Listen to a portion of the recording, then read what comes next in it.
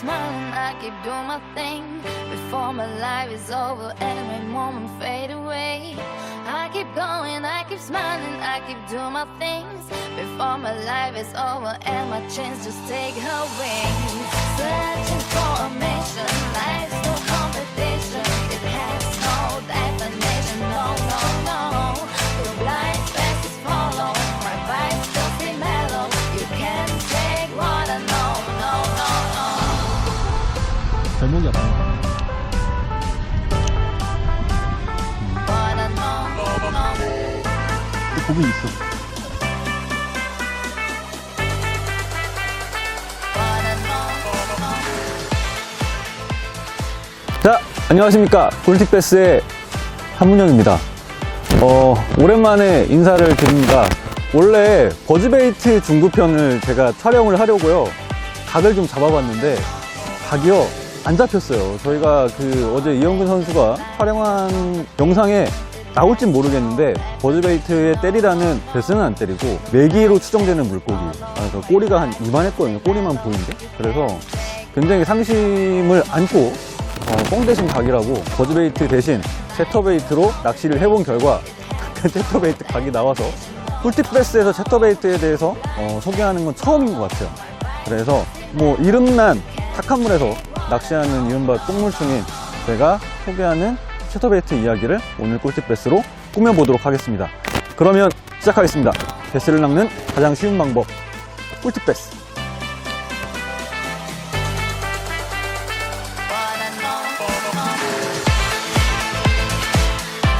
자, 그러면은 시작해보도록 하겠습니다. 채터베이트 꿀팁베스에서 처음으로 소개하는 루어인데요. 이 채터베이트가 사실은 채터베이트가 아니에요. 이게 약간 TMI인데 우리가 복사기를 일컬어서 제록스라고 하시는 분들이 있고, 그리고 스테이플러를 가리켜서 뭐 호치키스라고 하시는 분들이 있잖아요. 채터베이트도 마찬가지로 본래의 이름이 있지만 이 제품명이 너무나도 유명해서 그렇게 호칭이 굳어진 케이스 중에 하나입니다. 원래의 이름은 블레이디드 스윙지그라는 이름을 갖고 있어요. 근데 채터베이트라는 이름은 이 채터베이트를 처음으로 좀 널리 상용화시킨 회사가 있습니다. 미국의 지맨이라는 회사인데요. 거기서 만든 블레이디드 스윙지그의 이름이 채터베이트예요.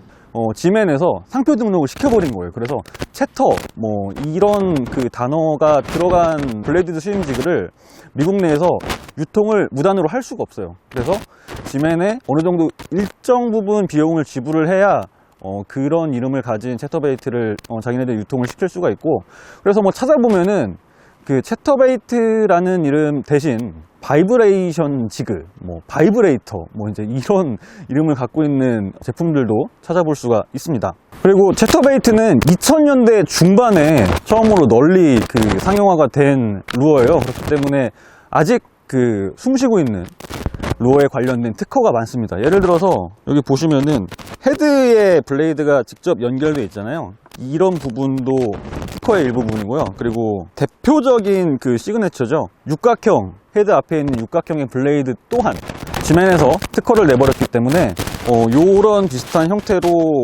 가공을 해서 유통을 하잖아요. 그럼 미국 내에서 불법이래요.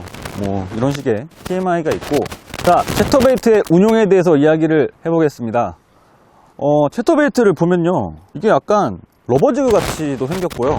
그리고 가만히 보고 있으면은 스피너베이트와도 비슷한 약간 느낌이 좀 들어요. 오늘 제가 보여드린 영상에서도 보셨다시피 기본적으로는 쏘고 감는 루어입니다. 그렇기 때문에 핵심적인 운용법은 루어 낚시, 특히 감는 계열의 루어를 운용을 할 때 가장 좀 중요시되는 부분이죠. 뭐냐면 네 글자로 멀던 슬감, 멀리 던져서 슬슬 감는 그런 테크닉이 베이스인데, 멀던 슬감을 시도를 할 때 재밌는 게 있어요. 지그헤드처럼 생겼잖아요. 지그헤드처럼 생겼는데 돌이나 아니면 뭐 바닥에 붙어있는 여러 가지 장애물들, 약간 좀 딱딱한 장애물들에는 뭐 간혹 약한 모습을 보일 때도 있는데요.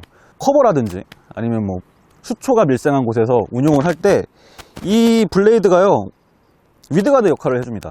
그래서 걸렸을 때도 당황하지 않고 이렇게 잡아 뜯는다거나 아니면은 릴링으로 그냥 힘을 줘서 앞으로 오게끔 유도를 하면은 의외로 굉장히 장애물을 잘 돌파한다, 이거를 느끼실 수 있을 거예요. 아까 제가 가장 큰 고기를 베스를 낚을 때도 뭐 그런 식으로 운용을 해서 한 마리 낚기도 했습니다. 두 번째는 이게 좀 아까 러버지그를 닮았다고 말씀을 드렸잖아요. 뭐 멀리 던져서 슬슬 감는 테크닉이 존재할 수도 있는데 러버지그처럼 이렇게 던져서 폴링을 시킨 다음에 호핑 위주로 운용을 할 수도 있어요. 이게 보팅 포지션에서만 유리한 게 아니냐라고 물어보시는 분들이 계실 수도 있지만 워킹에서도 약간 핀 스팟을 공략을 한다거나 아니면 수초가 밀생한 곳에 떨어뜨려 놓고 갑자기 루어가 찍고 나오면서 베스를 놀래켜서 입질을 유도할 수 있는 그런 테크닉이 될 수도 있거든요. 그러니까 그런 식의 두 가지 형태로 크게 나눠서 저는 운영을 합니다. 물론 이제 메인이 되는 거는 멀던 슬감, 그리고 필요에 따라서 약간 크게 호핑을 줘서 리프 템포를 유도합니다.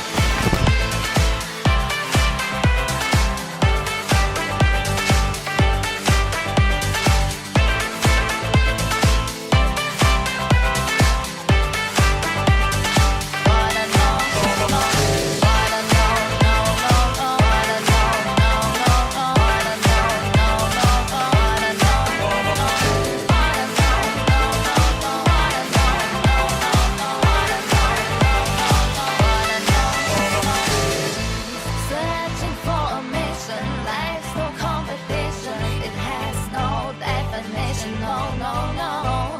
The blind faces follow. My vibes still stay mellow. You 자, 한 마리 더 잡았습니다. 한 4자? 아이고, 4자 조금 넘어가는 베스인데, 이 베스는 석축 라인에서 나온 게 아니라 요 옆에 보시면은 털이 약간 누워있는 곳이 있어요. 아까 체커베이트가 제가 이렇게 탁한 물에서 뭐 감을 때도 좋지만 이런 커버가 있을 때 어지간한 거는 그 앞에 있는 블레이드가 미드가드 역할을 해서 잘 뚫고 나온다고 말씀드렸잖아요. 그래서 그게 생각이 나서 그 수초 끝단을 넘겨 던져서 의도적으로 풀에 걸리게 한 다음에 풀을 뚫고 리트리브를 해준 순간 덥석 루어를 덮친 베스입니다. 베스를 잡는 가장 쉬운 방법, 꿀팁 베스. 오늘은 체커베이트입니다. 자, 다음은 트레일러 웜 그리고 트레일러 훅에 대한 이야기입니다. 여러분 굉장히 궁금해 하시는 분들도 많으실 텐데요. 일단 트레일러 웜부터 말씀을 드리자면은 안 써도 잘 물어요. 안 써도 잘 무는데 저는 써요. 왜냐하면 이 아까도 말씀을 드렸다시피 채터베이트의 블레이드가 이렇게 움직이면서 진동과 파장을 발생을 하잖아요. 마치 뭐 진한 에피소드에서 저희가 말씀을 드렸듯이 이게 약간 크랭크베이트 개념이라서. 근데 이것도 엄청 강렬해요. 진동이랑 파장이. 그래서 여기서 나오는 진동이랑 파장으로 막 스쿼트가 막 떨고 이런 것도 시각적으로 어필을 할 수가 있고, 그래서 트레일러 웜이 없어도 충분히 어필러로서 역할을 할 수 있는 여지가 굉장히 많은 녀석인데, 적절한 트레일러 웜을 사용을 한다면 이 루어가 갖고 있는 어필 능력을 더 끌어올릴 수 있습니다. 지금 보면은 이거는 트레일러 전용 웜이에요. OSP에서 나오는 액션 트레일러라는 웜인데 이런 웜을 끼워도 좋습니다. 하지만 저 같은 경우에는 약 3인치에서 4인치 정도 되는 섀도우웜을 끼우는 것도 굉장히 좋아하거든요. 왜냐면은 앞에서는 이렇게 좀 금속성의 피치가 빠른 그런 진동을 내뿜고, 뒤에서는 피치는 좀 느리지만 약간 좀 묵직한 진동을 동시에 내뿜을 때 이 루어가 갖고 있는 본연의 의도가 훨씬 더 잘 표현이 되는 것 같아서, 어차피 이거는 뭐 눈으로 시각적으로 어필을 해가지고 낚아내는 것도 있지만 베스의 시야에 들어오기 전부터 굉장히 그 시끄럽고 요란한 걸로 승부를 보는 루어잖아요. 그렇기 때문에 뭐 트레일러 전용 웜도 좋지만, 그리고 트레일러 웜을 달지 않아도 좋지만 이왕 큰 진동을 내뿜을 바에야 저 같은 경우에는 섀도우웜을 사용을 한다는 거. 근데 이게 절대적인 기준은 아니고 저의 개인적인 취향입니다. 그러니까 트레일러 웜을 사용하지 않으셔도 좋지만 트레일러 웜을 사용을 하실 때는 본인이 생각을 했을 때 좀 더 어필을 극대화할 수 있는 그런 웜, 굳이 섀도우웜이 아니어도 좋으니까 그런 거를 한번 골라서 끼워 보시면은 좀 더 재밌는 낚시가 될 것 같아요. 트레일러 훅은 저희가 매번 말씀드리지만 이게 탐욕의 갈고리예요. 그래서 트레일러 훅이 없어도 당연히 히트가 되겠죠. 근데 저는 트레일러 훅을 사용을 하는 걸 좋아해요. 기본적으로 바닥에 뭐가 있다는 걸 알고 낚시를 할 때는 트레일러 훅을 사용을 합니다. 그리고 트레일러 훅을 사용을 하면 좋은 게, 아까 되게 짧은 입질이 계속 막 이어졌거든요. 석축에서 낚시를 할 때.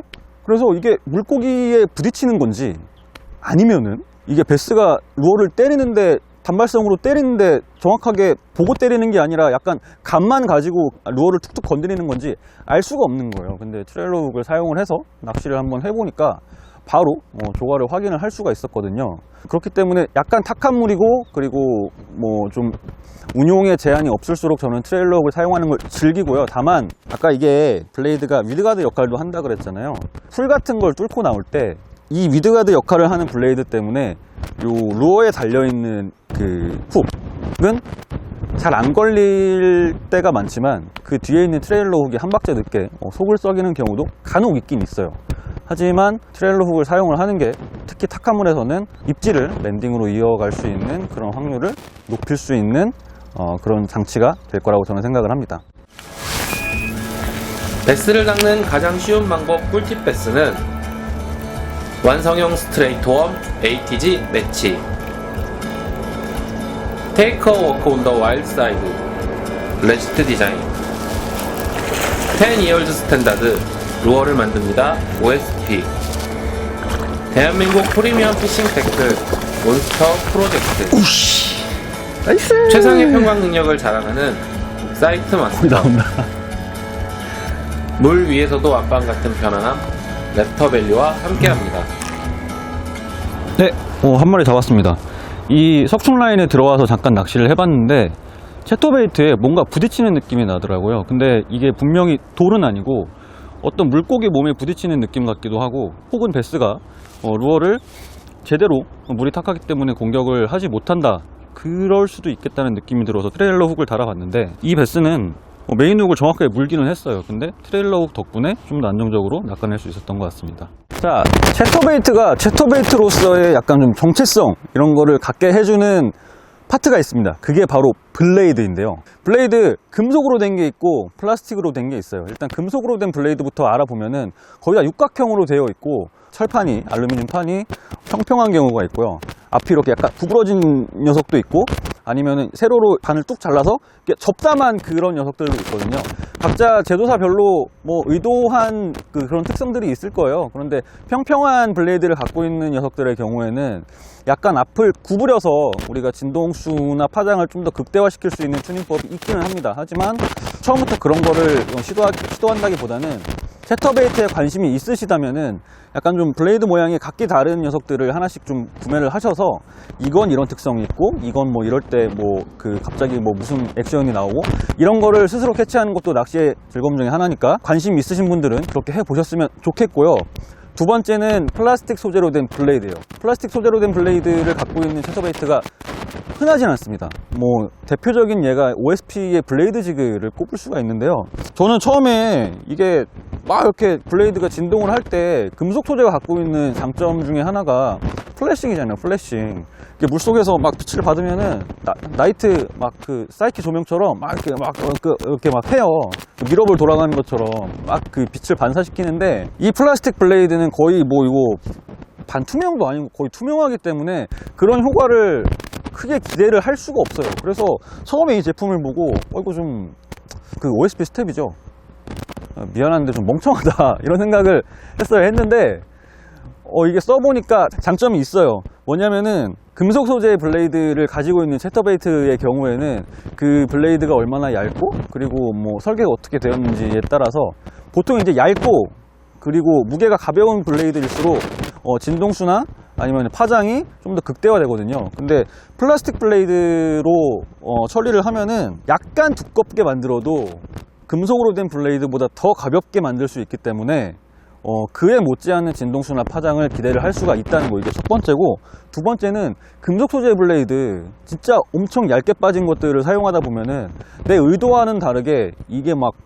블레이드가 휘거나 아니면은 연결부 쪽이 파손이 돼가지고 뒤에 훅은 멀쩡한데 앞에 부분이 파손이 돼서 버리는 경우가 종종 있어요. 그런데 이런 플라스틱 소재로 된 블레이드를 사용한 이런 채터베이트는 내구성 면에서 그런 부분에서는 좀 해결을 하지 않았느냐라는 평가를 스스로 좀 내리고 싶습니다. 웜리그를 운용할 때는 우리가 약간 전용 장비의 개념으로 접근을 하잖아요. 딥 크랭크베이트를 운용할 때도 마찬가지고, 그래서 채터베이트 같은 경우에도 이게 전용 장비가 필요한가요? 라고 물어보시는 분들이 계실 수도 있어요. 그런데 저는 채터베이트 전용 장비 사용하지 않습니다. 무슨 말이냐면은 정확하게는 우리가 되게 즐겨 사용하는 태클 조합이 있잖아요. 웜 낚시할 때 뭐 미디엄에서 미디엄 헤비 정도 되는 로드에 고기업이 베이트릴, 그리고 뭐 한 12에서 16파운드 정도 되는 카본 라인, 이 정도만 있어도 채터베이트를 굉장히 다이나믹하게 운용을 할 수가 있어요.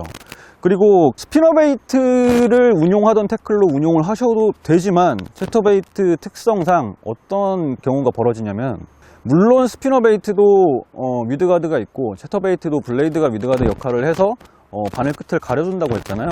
그런데 스피너베이트에 비교해서 약간 좀 그런 부딪힘에 의해서 바늘 끝이 무뎌지는 경우가 종종 있습니다. 그래서 바늘 끝이 우리가 약간 무뎌졌는데 인지를 못한다면은 챔질을 할 때 뭐 베스 입에서 미끄러지거나 튕겨서 나오는 경우가 발생을 하겠죠. 그래서 스피너베이트에 사용하는 모더레이트 그 힘새의 로드를 사용하는 것도 좋지만, 우리가 흔히 웜낚시에 사용하는 약간 좀 토크가 있는 뻣뻣한 그런 힘새의 로드를 사용하는 게 저는 챔질에는 약간 더 유리하다고 생각을 해요. 그리고 채터베이트가 뭐 무슨 그 겨울에 막 사용하는 알라바마 리그처럼 엄청 깊이 가라앉히고 그 특정한 수심층을 막 정밀하게 통과시키고 이런 루어는 아니거든요. 뭐 깊어봐야 사람, 성인 남자 허리 정도 되는 수심에서 결판이 난다고 저는 생각을 하기 때문에, 릴의 기어비도 뭐 6점대 같은 거 쓰면은 뭐 관리하긴 좋겠죠, 수심층을. 그런데 웜낚시 하실 때 쓰시던 그런 고기어비 릴을 사용을 해도 충분히 정밀하고 정확하게 공략을 할 수 있으니까요, 노하우가 쌓이면. 뭐 그렇게 사용하시면 좋고, 결론은 그냥 여러분 웜낚시 하실 때 쓰시던 뭐 사뽕풀이 달아서 장타 치던 그런 장비로 처음에 접근을 하셔도 전혀 무리가 없다는 점 알아두셨으면 좋겠고, 다음은 챔질입니다. 챔질. 저희가 뭐 스피너베이트 그리고 뭐 크랭크베이트 이야기할 때 스윕셋이라는 이야기를 했을 거예요. 채터베이트도 마찬가지로 이렇게 감다가 입질이 들어오면은 트리리그 우리 챔질하는 것처럼 로드 내리고 막 슬랙 이렇게 감고 이렇게 들어 올리는 것보다 입질이 들어오면은 약간의 텐션만 남기고 가볍게 옆으로 뭐 채준다거나, 아니면 베스가 루어를 물고 가는 방향을 보고 이렇게 탁 박아주기만 하는 그런 챔질을 하면은 되는데요. 아까도 말씀드렸듯이 바늘 끝이 무뎌진 경우도 있으니까 그것보다는 스피너베이트나 뭐 크랭크베이트, 특히 뭐 트레이브룩이 달린 루어들보다는 약간 좀 강하게 채줄 필요가 있다는 거 알아두셨으면 좋겠습니다. 우리가 채터베이트를 사용할 때 물고기가 문단 말이죠. 물고기가 물면은 그 랜딩을 해서 어떻게 막 처리도 하고 막 사진도 찍고 그래야 되잖아요. 근데 우리가 잊고 있으면 안 되는 게, 채터베이트가 어쨌든 무거운 지그류에 속해요. 러버지그도 마찬가지고 무거운 지그헤드도 마찬가지고, 그 다음에 뭐 스피너베이트도 어떻게 보면 무거운 지그헤드란 말이에요. 근데 이런 루어들의 공통점이 털림에 약합니다. 채터베이트는 그나마 좀 덜하긴 해요, 사실. 왜냐하면 이 블레이드랑 이 헤드 사이에 유동이 있어서 그런 녀석들보다는 털림에 약간 강하긴 한데, 그래도 털림에 엄청 강한 건 아닙니다.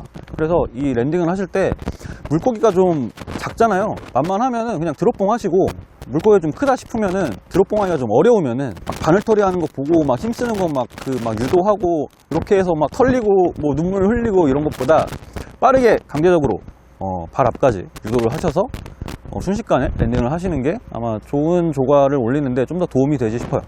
자, 지금까지 왜 채터베이트가 아닌지, 정확하게는 블레이드 스임 지그가 왜 채터베이트로 불리는지도 알아봤고요. 뭐 간단한 운용법이라든지 뭐 트레일러 웜, 트레일러 훅에 대한 이야기들, 그리고 뭐 장비, 챔질, 뭐 랜딩 이런 거에 대한 이야기를 해봤습니다. 채터베이트의 그 채터가요, 챗이라는 동사를 쓰잖아요. 이게 조잘거리다, 뭐 지적이다, 이런 얘기예요. 우리가 채팅하다, 뭐 이제 채팅에 쓰는 그 챗이랑 똑같은 동사인데, 뭐 말 그대로 베스한테 나 여기에 있다, 나를 빨리 와서 잡아 먹어라, 이렇게 이야기를 걸 수 있는 루어라는 생각이 들어요. 그래서 이 채터베이트를 스피너베이트나 크랭크베이트처럼 뭐 중층에서 유혹하는 용도로 사용을 할 수가 있고, 우리가 흔히 탑워터에 사용하는 그 웨이크베이트 같은 개념으로도 사용할 수 있거든요. 그리고 아까 말씀드렸다시피 러버지그처럼 가라앉혀서 쳐 올릴 때 러버지그보다 더 자극적인 그런 액션이나 뭐 그 진동, 파장이 나오니까 그런 식으로 그 응용을 해서 사용을 하실 수도 있습니다. 역사가 짧은 루어이기 때문에 우리가 해석을 어떻게 하느냐에 따라서 좀 더 창의적이고 재미있게 낚을 수 있는 방법이 굉장히 많이 존재한다는 루어라는 생각이 들어요. 자, 그러면은 1번 PD의 꿀팁 베스 채터베이트 편, 급조된 채터베이트 편은 여기서 마치고 버즈베이트 중급자 편을 찍어야 되는데 제가 내용은 지금 딱 정리가 됐거든요. 근데 찍으려고 하면은 평소에는 그렇게 버즈베이트 잘 물고 나오는 고기들이 촬영 날만 되면 잘 안 물어요. 그래서 이번 가을에 트라이를 계속해서 멋있는 화면 꼭 담아서 여러분에게 버즈베이트 중급편 올해는 반드시, 제가 한다고 했는데 2년이 넘었어요. 2년.